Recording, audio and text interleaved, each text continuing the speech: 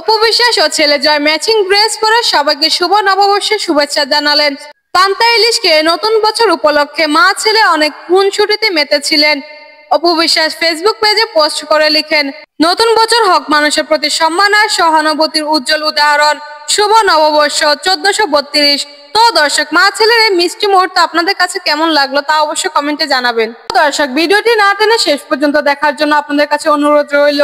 আর এইদিকে শবনম বুবলির ছেলে শেহজাদ খান বীর মা ছেলে দুজনে ম্যাচিং ড্রেস পরে সবাইকে শুভ নববর্ষের শুভেচ্ছা জানালেন। পরিবারের সবার সাথে আনন্দ উল্লাসে বাংলার প্রথম বছর উদযাপন করলেন বুবলি ও তার ছেলে বীর। বুবলি তার ভেরিফাইড ফেসবুক পেজে তাদের কিছু ছবি পোস্ট করে বলেন, বাপজানের স্কুলের নববর্ষ উদযাপনের কিছু মিষ্টি সময়। শুভ নববর্ষ 1432। তো দর্শক, মা ছেলেকে কেমন লাগছে তা অবশ্যই বলে যাবেন। আর এইদিকে শবনম বুবলি জঙ্গলি সিনেমা রিলিজ হওয়ার পর থেকে শাকিব খানের প্রশংসায় পঞ্চমুখ বুবলি।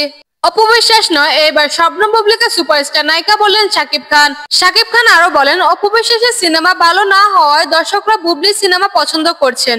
শবনম বুবলি জঙ্গলি সিনেমার জন্য শুভকামনা ও ভালোবাসা রইল, এমনটাই বললেন শাকিব খান। আর আমার ইউটিউব চ্যানেলটি সাবস্ক্রাইব করে পাশে থাকা বেল আইকনটি ক্লিক করে দিবেন, যাতে পরবর্তী ভিডিও ছাড়ার সাথে সাথে আপনাদের কাছে নোটিফিকেশন চলে যায়। ধন্যবাদ।